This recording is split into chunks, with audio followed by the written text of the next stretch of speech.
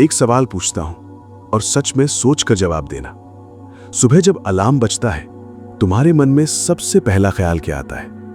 उफ, फिर में ही दिन शुरू होगा। काश आज छुट्टी होती, बस किसी तरह दिन निकल जाए। या तुम खुशी से उठते हो, इसलिए नहीं कि उठना पड़ता है, बल्कि इसलिए कि आज कुछ करना है जो तुम्हें अच्छा लगता है। अगर तुम पहले वाले ग्रुप में हो तो आज की ये वीडियो तुम्हारे लिए है, क्योंकि आज मैं तुम्हें एक ऐसी जापानीज फिलॉसफी के बारे में बताने वाला हूं जिसने लाखों लोगों की जिंदगी बदल दी, जिसे दुनिया जानती है एक नाम से, इकिगाई। और इसका मतलब है जीने की वजह। जापान में एक छोटा सा आइलैंड है, ओकिनावा, और इस आइलैंड की एक खासियत है जो पूरी दुनिया को हैरान करती है। यहाँ के लोग दुनिया में सबसे ज्यादा जीते हैं। 100 साल से ज्यादा उम्र के लोग यहाँ आम बात है। लेकिन सबसे इंटरेस्टिंग बात ये नहीं है। सबसे इंटरेस्टिंग बात ये है कि ये लोग सिर्फ लंबे नहीं जीते, ये खुश जीते हैं, एक्टिव हैं, एनर्जेटिक है। उनके चेहरे पर थकान नहीं, उद्देश्य है। साइंटिस्ट्स गए वहां, रिसर्च की और पूछा, तुम्हारी लंबी और खुश जिंदगी का राज क्या है? और हर बुजुर्ग ने एक ही बात कही, हमारा इकिगाई है, यानी हमारे पास जीने की एक वजह है, हर सुबह उठने का एक कारण है। और जब इंसान के पास जीने की वजह हो तो वो ना थकता है ना टूटता है। अब सवाल यह है, इकिगाई होता क्या है? इसे समझने के लिए एक सिंपल सी बात सोचो। तुम्हारी जिंदगी में 4 चीजें हैं। पहली, वो जो तुम्हें पसंद है। दूसरी, वो जिसमें तुम अच्छे हो। तीसरी, वो जिसकी दुनिया को जरूरत है। और चौथी, वो जिससे तुम पैसे कमा सको। अब जहां ये चारों चीजें मिलती हैं, बिल्कुल बीच में, वहीं होता है तुम्हारा इकिगाई। वो काम जो तुम्हें खुशी भी देता है, जिसमें तुम माहिर भी हो, जिसकी दुनिया को जरूरत भी है और जिससे पैसा भी आता है। यही तुम्हारी जिंदगी का असली मकसद है। लेकिन प्रॉब्लम यह है, ज्यादातर लोग इन चारों में से सिर्फ एक या 2 चीजें लेकर जीते हैं। और इसीलिए कुछ लोगों के पास पैसा है लेकिन खुशी नहीं। कुछ लोगों को काम पसंद है लेकिन उससे पैसा नहीं आता। कुछ लोग अच्छे हैं किसी काम में लेकिन वो काम करते नहीं। और कुछ लोग सिर्फ इसीलिए काम करते हैं क्योंकि करना पड़ता है। एक आदमी की कहानी सुनो। नाम था उसका राहुल। अच्छी कंपनी में जॉब थी, अच्छी सैलरी थी, घर था, गाड़ी थी, सब था। लेकिन हर रोज सुबह उठकर वो खुद से एक ही सवाल पूछता था, क्या यही है जो मुझे करना था? ऑफिस में बैठता था, काम करता था, घर आता था, सो जाता था और अगले दिन फिर वही। एक दिन उसके एक दोस्त ने उससे पूछा, राहुल तू खुश है? और राहुल चुप रह गया, क्योंकि जवाब उसे खुद नहीं पता था। ये कहानी सिर्फ राहुल की नहीं है, ये उन लाखों लोगों की कहानी है जो हर दिन एक ऐसी जिंदगी जी रहे हैं जो उन्होंने चुनी नहीं, बस मिल गई। इकिगाई कहती है, जिंदगी तब तक अधूरी लगती है जब तक तुम्हें अपना क्यों नहीं मिलता। तुम क्यों उठते हो सुबह? तुम क्यों काम करते हो? तुम किसके लिए जी रहे हो? और जब ये क्यों मिल जाता है तो कैसे खुद आ जाता है। जब तुम्हें पता हो कि तुम्हें क्या बनना है तो रास्ता खुद दिखने लगता है। लेकिन जब क्यों ही नहीं पता तो हर रास्ता एक जैसा लगता है और इंसान बस चलता रहता है बिना किसी मंजिल के। अब एक और इंटरेस्टिंग बात, जापान में एक शब्द है वाबी साबी। इसका मतलब है अधूरेपन में सुंदरता ढूंढना। हम सब सोचते हैं जब सब परफेक्ट होगा तब खुश होंगे, जब सैलरी डबल होगी तब चैन से जिएंगे, जब घर बड़ा होगा तब सेटिस्फाइड होंगे। लेकिन वो दिन कभी नहीं आता, क्योंकि हम हमेशा अगली चीज का इंतजार करते रहते हैं। इकिगाई कहती है, खुशी कहीं बाहर नहीं है, खुशी उस छोटे से काम में है जो तुम आज कर रहे हो, उस एक कप चाय में है जो तुम सुबह पीते हो, उस एक मुस्कान में है जो तुम किसी को देते हो। अमीर बनना बुरा नहीं है, सक्सेस चाहना बुरा नहीं है, लेकिन उसके चक्कर में आज को भूल जाना, यही सबसे बड़ी गलती है। अब बात करते हैं उस चीज की जो इस पूरी फिलॉसफी का सबसे इंपॉर्टेंट हिस्सा है, फ्लो। फ्लो वो स्टेट है जब तुम किसी काम में इतने डूब जाते हो कि वक्त का पता ही नहीं चलता। ना भूख लगती है, ना थकान होती है, बस काम होता रहता है। कभी तुम्हारे साथ ऐसा हुआ है? शायद हुआ होगा, जब तुम कोई गेम खेल रहे थे, या कोई किताब पढ़ रहे थे, या कोई गाना सुन रहे थे, या कोई ऐसा काम कर रहे थे जो तुम्हें सच में पसंद था। उस मोमेंट में तुम पूरी तरह प्रेजेंट थे। वो फीलिंग, वो स्टेट, वही फ्लो है।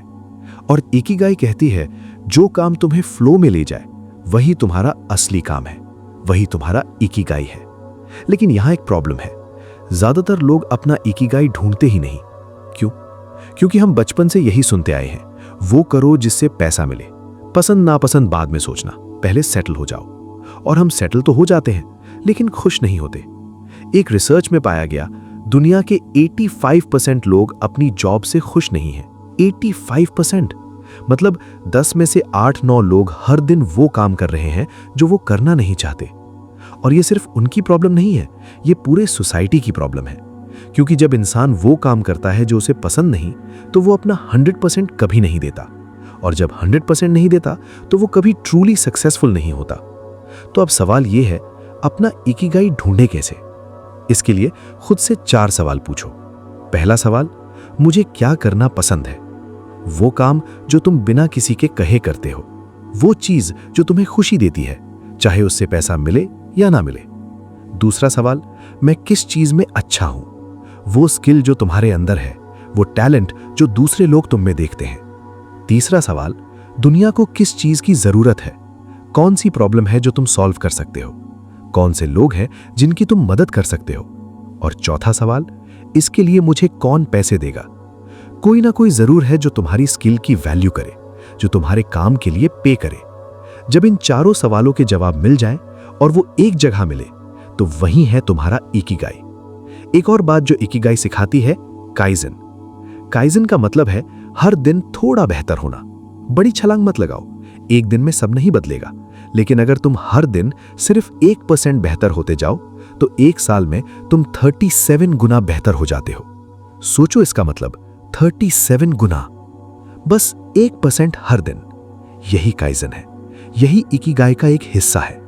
बड़े गोल्स मत बनाओ, छोटे छोटे कदम उठाओ। हर दिन कुछ सीखो, हर दिन थोड़ा प्रैक्टिस करो, हर दिन थोड़ा आगे बढ़ो। और एक दिन जब पीछे मुड़कर देखोगे, तुम खुद हैरान हो जाओगे कि तुम कितने आगे आ गए। अब बात करते हैं उस चीज की जो ओकिनावा के लोगों को इतना खुश और लंबा जीवन देती है। वहां के लोगों की कुछ खास आदतें हैं। पहली आदत, वो कभी अकेले नहीं रहते।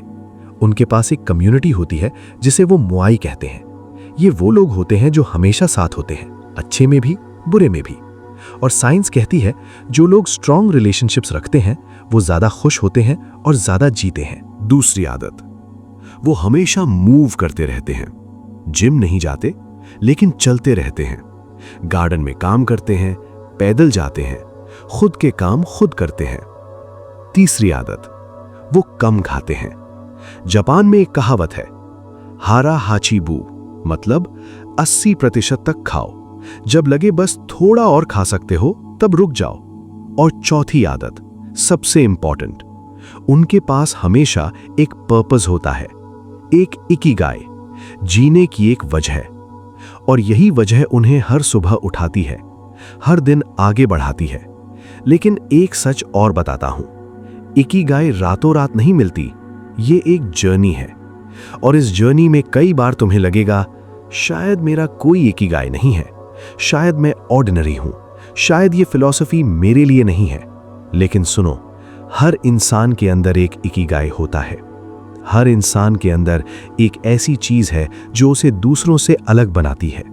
बस उसे ढूंढना पड़ता है, और ढूंढने के लिए खुद को टाइम देना पड़ता है, शांति में बैठना पड़ता है, खुद से सवाल पूछने पड़ते हैं, और सबसे जरूरी, दूसरों की जिंदगी से कंपेयर करना बंद करना पड़ता है। क्योंकि जब तुम किसी और की जिंदगी देख रहे होते हो, तुम अपनी जिंदगी से दूर होते जाते हो। तो आज से क्या करोगे? आज घर जाकर एक कागज निकालो और उस पर लिखो वो 3 चीजें जो तुम्हें सबसे ज्यादा पसंद है, वो 3 चीजें जिनमें लोग तुम्हारी तारीफ करते हैं, वो एक प्रॉब्लम जो तुम सॉल्व करना चाहते हो। और फिर देखो, क्या इन सब में कोई कनेक्शन है, कोई ऐसी चीज जो सब में कॉमन है। वहीं से शुरू होती है तुम्हारी इकिगाई की जर्नी। और एक और बात, इकिगाई सिर्फ करियर के बारे में नहीं है, ये जिंदगी के हर हिस्से के बारे में है। तुम्हारे रिलेशनशिप्स, तुम्हारी हेल्थ, तुम्हारी डेली रूटीन, सब में एक पर्पस होना चाहिए। जब हर काम में एक मीनिंग हो तो हर दिन खास लगता है। सुनो, इकिगाई एक किताब नहीं है, ये एक तरीका है जिंदगी जीने का। दुनिया तुम्हें बताती रहेगी, ये करो, वो करो, इतना कमाओ, उतना बनो, लेकिन अंत में जब तुम रात को सोने से पहले खुद से पूछोगे, क्या आज का दिन वर्थ इट था, तो जवाब तुम्हारे अंदर से आएगा। और अगर वो जवाब हाँ है, तो तुम्हें अपना इकिगाई मिल गया। और अगर जवाब ना है, तो अभी देर नहीं हुई, आज से शुरू करो एक छोटा सा कदम, क्योंकि जिंदगी का सबसे बड़ा पछतावा वो नहीं होता जो तुमने किया, वो होता है जो तुमने कभी ट्राई ही नहीं किया। अगर आज की इस वीडियो ने तुम्हारे अंदर कुछ जगाया हो, तो कमेंट में लिखो, आज से मैं अपना इकिगाई ढूंढूंगा। इस वीडियो को उस दोस्त को शेयर करो जो हर दिन वो काम कर रहा है जो उसे पसंद नहीं। चैनल सब्सक्राइब करो, क्योंकि हर हफ्ते एक ऐसी किताब आती है जो तुम्हारी सोच बदल सकती है।